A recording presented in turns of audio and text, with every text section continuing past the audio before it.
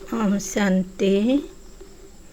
Daily মুৰলী আজি 26/7/2025 মুৰলী প্ৰাত মুৰলী মধুবন। ওম শান্তি বাপ দাদা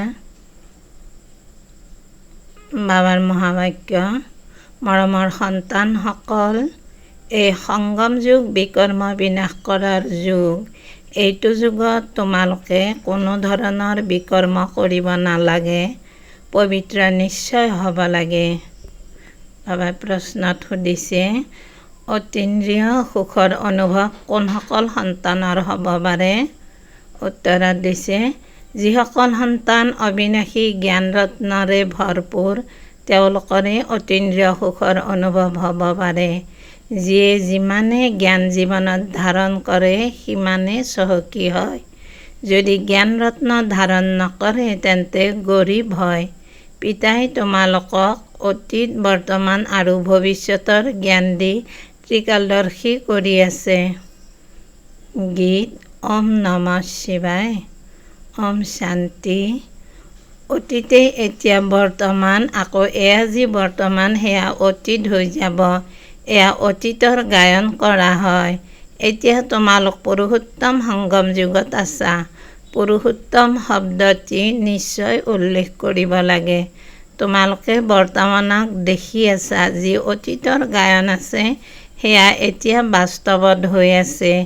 এই ক্ষেত্ৰত কোনো সংশয় উদয় হ'ব নালাগে। সন্তানসকলে জানে যে এতিয়া সংগম যুগো হয়, কলি যুগৰ অন্তও হয়। যথাযথ সংগম যুগ 5000 বছৰ পূৰ্বে অতীত হৈ গৈছে। এতিয়া আকৌ বৰ্তমান। এতিয়া পিতা আহিছে, ভৱিষ্যতেও সেয়াই হ'ব যি অতীত হৈ গ'ল। পিতাই ৰাজযোগ শিকাই আছে। আকৌ সত্য যুগত গৈ ৰাজ্য পাবাগৈ।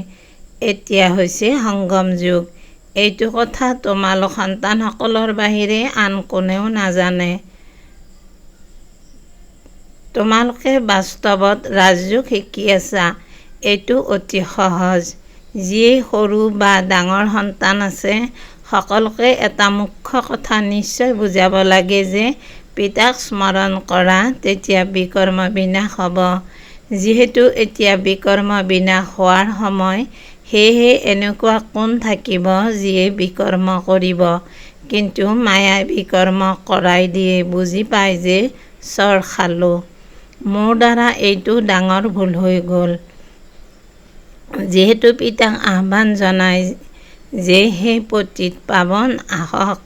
এতিয়া পিতা পাৱন কৰি তুলিবলৈ আহিছে, গতিকে পাৱন হ'ব লাগে নহয়। ঈশ্বৰৰ হৈ আকৌ পতিত হ'ব নালাগে। সত্য যুগত সকলো পবিত্ৰ আছিল। এই ভাৰতখনেই পবিত্ৰ আছিল। গায়ন কৰে নিৰ্বিকাৰী বিশ্ব আৰু কলুষিত বিশ্ব। তেওঁলোক সম্পূৰ্ণ নিৰ্বিকাৰী। আমি বিকাৰী, কিয়নো আমি বিকাৰগ্ৰস্ত হওঁ। বিকাৰ নামটিয়েই কলুষিত। পতিতই আহ্বান জনায় যে আহি পাৱন কৰি তোলক। ক্ৰোধীয়ে আহ্বান নজনায়। পিতাও আকৌ ড্ৰামাৰ পৰিকল্পনা অনুসৰি আহে। অলপো ইফাল সিফাল হ'ব নোৱাৰে। যি অতীত হৈ গ'ল সেয়াই বৰ্তমান হৈ আছে। অতীত, বৰ্তমান, ভৱিষ্যতক জনাজনকে ত্ৰিকালদৰ্শী বুলি কোৱা হয়। এইটো স্মৃতিত ৰাখিব লাগে। এইটো বহুত পৰিশ্ৰমৰ কথা। বাৰে বাৰে পাহৰি যায়।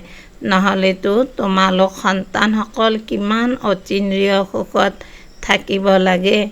তোমালোক ইয়াত অবিনাশী জ্ঞান ৰত্নেৰে বহুত চহকী হৈ আছা। যাৰ যিমান ধাৰণা আছে তেওঁলোক বহুত চহকী হৈ গৈ আছে, কিন্তু নতুন সৃষ্টিৰ বাবে। তোমালোকে জানা যে আমি যি কিছু কৰোঁ সেয়া ভৱিষ্যত নতুন সৃষ্টিৰ বাবে। পিতা আহিছে নতুন সৃষ্টি স্থাপনা কৰিবলৈ, পুৰণি সৃষ্টিৰ বিনাশ কৰাবলৈ। হুবহু কল্পপূৰ্বৰ দৰেই হ'ব। তোমালোক সন্তানসকলেও দেখিবা প্ৰাকৃতিক দুৰ্যোগো হ'ব। ভূমিকম্প আহিল আৰু শেষ। ভাৰতত কিমান ভূমিকম্প হ'ব? মইতো কওঁ এয়াতো হ'বই। কল্প পূৰ্বেও হৈছিল। সেইবাবেতো কয় যে সোণৰ দ্বাৰকা তললৈ গুচি গ'ল। সন্তানসকলে এইটো ভালদৰে বুদ্ধিত ধাৰণ কৰিব লাগে যে আমি ৫,০০০ বছৰ পূৰ্বেও এই জ্ঞান লৈছিলোঁ। এই ক্ষেত্ৰত অলপো ইফাল সিফাল নহয়। বাবা ৫,০০০ বছৰ পূৰ্বেও আমি আপোনাৰ পৰা উত্তৰাধিকাৰ লৈছিলোঁ। আমি অনেকবাৰ আপোনাৰ পৰা উত্তৰাধিকাৰ লৈছোঁ, তাৰ গণনা হ'ব নোৱাৰে। কিমানবাৰ তোমালোক বিশ্বৰ মালিক হোৱা, আকৌ ফকীৰ হোৱা। এই সময়ত ভাৰত সম্পূৰ্ণ ফকীৰ। তোমালোকে লিখাও যে ড্ৰামাৰ পৰিকল্পনা অনুসৰি। তেওঁলোকে ড্ৰামা শব্দটি নকয়, তেওঁলোকৰ পৰিকল্পনাই নিজৰ। তোমালোকে কোৱা যে ড্ৰামাৰ পৰিকল্পনা অনুসৰি আমি পুনৰ ৫,০০০ বছৰ পূৰ্বৰ দৰে স্থাপনা কৰি আছোঁ। কল্প পূৰ্বে যি কৰ্তব্য কৰিছিলোঁ সেয়া এতিয়াও শ্ৰীমতৰ দ্বাৰা কৰোঁ। শ্ৰীমতৰ দ্বাৰাই শক্তি লওঁ। শিৱশক্তি নামো আছে নহয়। গতিকে তোমালোক শিৱশক্তি দেৱী হোৱা, যাৰ মন্দিৰতো পূজা হয়। তোমালোকে দেৱী হোৱা, যিসকলে পুনৰ বিশ্বৰ ৰাজ্য লাভ কৰা।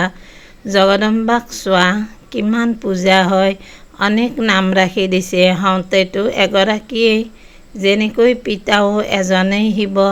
তোমালোকেও বিশ্বক স্বৰ্গ কৰি গঢ়ি তোলা। গতিকে তোমালোকৰ পূজা হয়। অনেক দেৱী আছে। লক্ষ্মীৰ কিমান পূজা কৰে। দীপাৱলীৰ দিনা মহালক্ষ্মীক পূজা কৰে। তেওঁ হৈছে মুখ্য।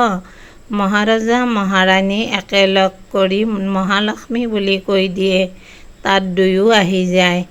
আমিও মহালক্ষ্মীৰ পূজা কৰিছিলোঁ। ধন বৃদ্ধি হ'লে ভাবিব যে মহালক্ষ্মীৰ কৃপা হ'ল। প্ৰত্যেক বছৰে পূজা কৰে। বাৰু তেওঁৰ পৰা ধন বিচাৰে, দেৱীৰ পৰা কি বিচাৰিব? তোমালোক সংগমযোগী দেৱীসকল স্বৰ্গৰ বৰদান দেউতা হোৱা। মনুষ্যই এইটো গম নাপায় যে দেৱীসকলৰ দ্বাৰা স্বৰ্গৰ সকলো কামনা পূৰ্ণ হয়। তোমালোক দেৱী নোহোৱা জানো? মনুষ্যক জ্ঞান দান কৰা, যাৰ দ্বাৰা সকলো কামনা পূৰ্ণ কৰি দিয়া।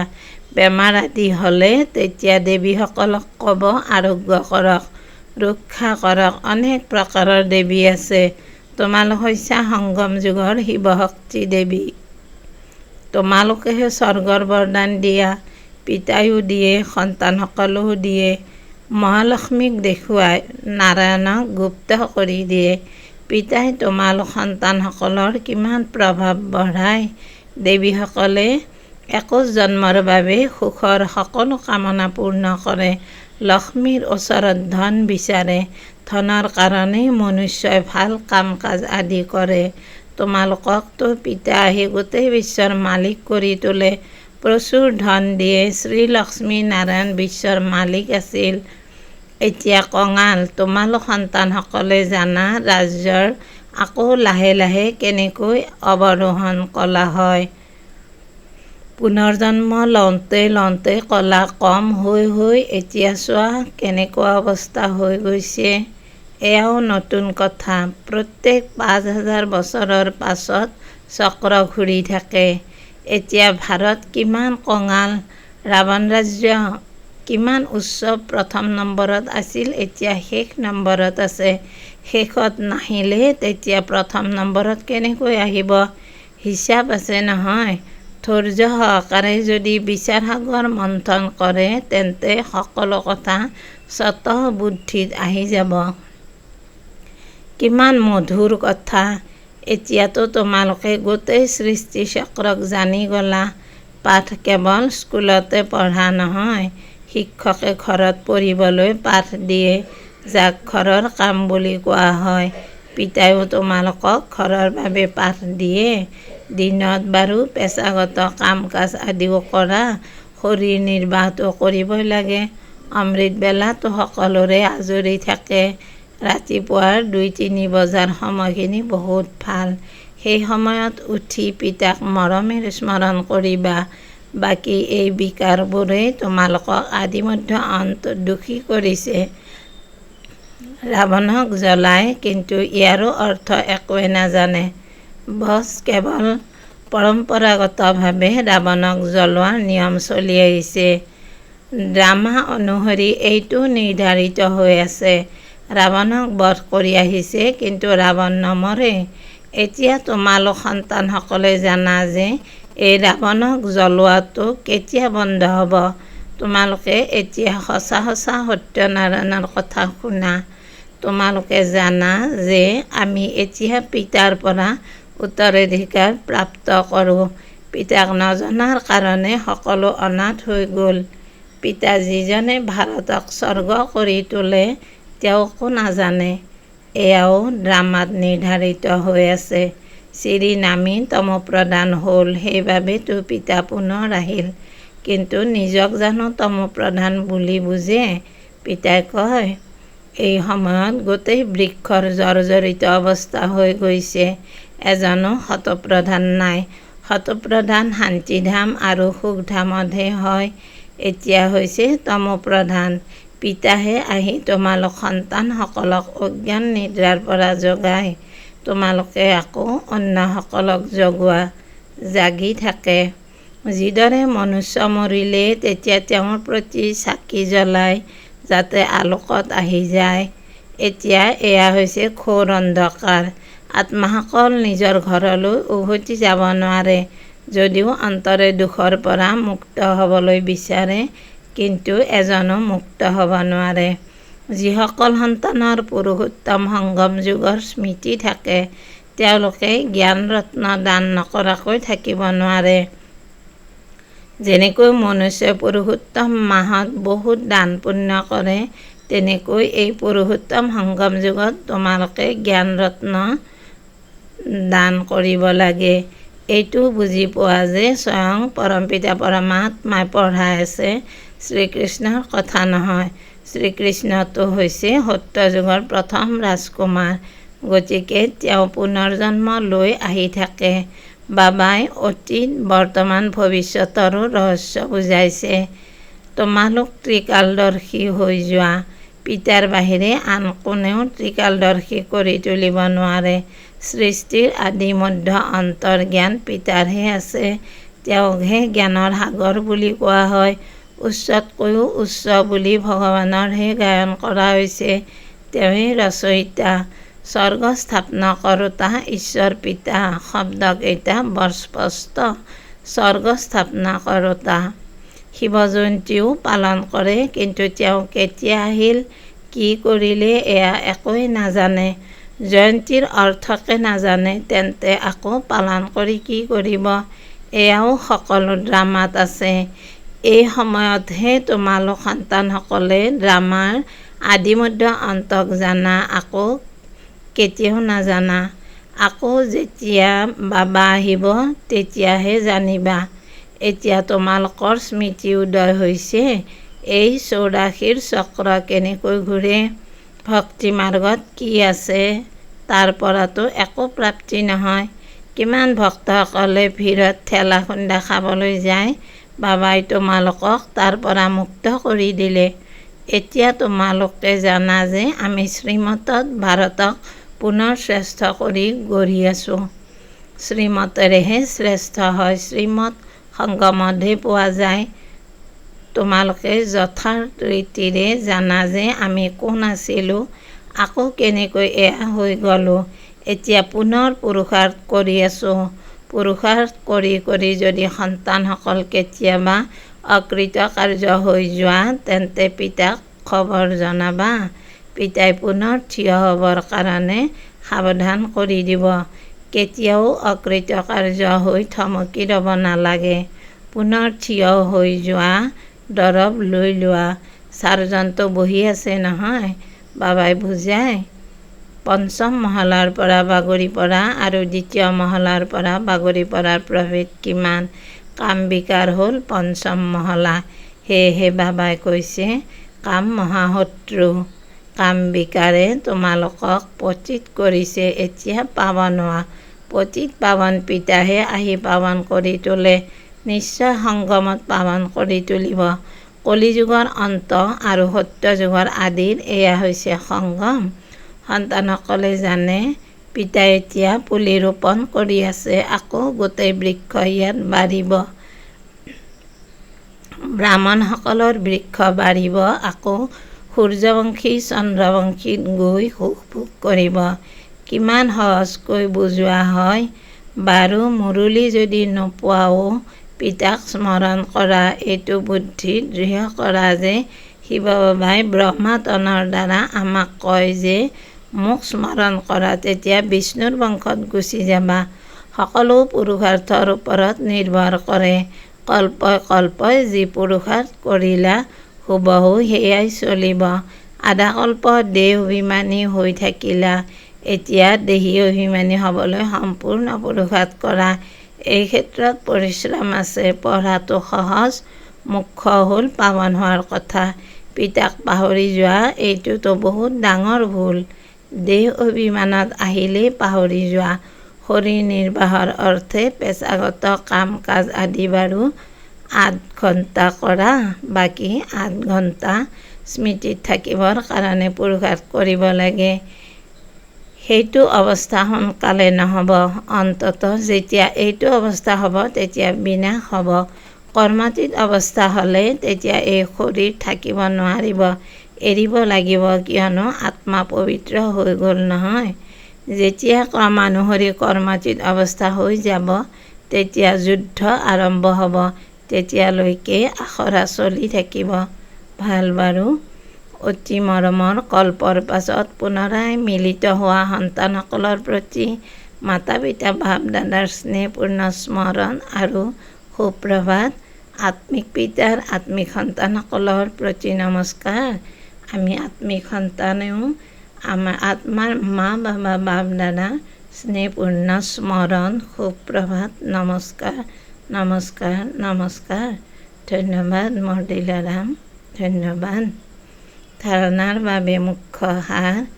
1 নম্বৰ, এই পুৰুষোত্তম মাহত সংগম যুগত অবিনাশী জ্ঞানৰত্ন দান কৰিব লাগে। অমৃতবেলা উঠি বিচাৰ সাগৰ মন্থন কৰিব লাগে। শ্ৰীমতত শৰীৰ নিৰ্বাহ কৰিও পিতাই যি ঘৰৰ কাম দিছে সেয়াও নিশ্চয় কৰিব লাগে। 2 নম্বৰ, পুৰুষাৰ্থত কেতিয়াবা বাধা আহিলে পিতাক খবৰ জনাই শ্ৰীমত ল'ব লাগে। 4 জনক সকলো কথা শুনাব লাগে। বিকৰ্ম বিনাশ কৰাৰ সময়ত কোনো বিকৰ্ম কৰিব নালাগে। বৰদান। অখণ্ড যুগৰ বিধিৰে অখণ্ড পূজ্য হওঁতা শ্ৰেষ্ঠ মহান আত্মা হোৱা। অখণ্ড যুগৰ বিধিৰে অখণ্ড পূজ্য হওঁতা শ্ৰেষ্ঠ মহান আত্মা হোৱা। আজিকালি যিসকলক মহান আত্মা বুলি কোৱা হয় তেওঁলোকৰ নাম অখণ্ডানন্দ আদি ৰাখে, কিন্তু সকলোতে অখণ্ড স্বৰূপটো তোমালোক হোৱা। আনন্দটো অখণ্ড, সুখতো অখণ্ড, কেৱল সংগদোষত নাহিবা। আনৰ অৱগুণ দেখি শুনি আওকাণ কৰা, তেতিয়া এইটো বিশেষত্বৰে অখণ্ড যোগী হৈ যাবা। যিসকল অখণ্ড যোগী তেওঁলোকেই অখণ্ড পূজ্য হয়। গতিকে তোমালোক এনেকুৱা মহান আত্মা যি আধা কল্প স্বয়ং পূজ্য স্বৰূপত থাকা আৰু আধা কল্প তোমালোকৰ জড় চিত্ৰৰ পূজা হয়। শ্লোগান। দিব্য বুদ্ধি শান্তিৰ শক্তিৰ আধাৰ। দিব্য বুদ্ধিয়ে শান্তিৰ শক্তিৰ আধাৰ। ওম শান্তি। অব্যক্ত সংকেত। সংকল্প শক্তি জমা কৰি শ্ৰেষ্ঠ সেৱা নিমিত্ত হোৱা। যিয়ে নিজৰ সূক্ষ্ম শক্তিসমূহক মন বুদ্ধি পৰিচালিত কৰিব পাৰে, তেওঁলোকে আনৰো পৰিচালিত কৰিব পাৰে। সেইকাৰণে নিজৰ ওপৰত নিয়ন্ত্ৰণ শক্তি, শাসন কৰাৰ শক্তি থাকিলে এয়াই যথাৰ্থ পৰিচালনা কৰাৰ শক্তি হৈ যায়। লাগিলে অজ্ঞানী আত্মাসকলক সেৱাৰ দ্বাৰা পৰিচালনা কৰা বা ব্ৰাহ্মণ পৰিয়ালত স্নেহ সম্পন্ন, সন্তুষ্টতা সম্পন্ন ব্যৱহাৰ কৰা, দুটাতে সফল হৈ যাবা। ধন্যবাদ। ওম শান্তি, ওম শান্তি, ওম শান্তি।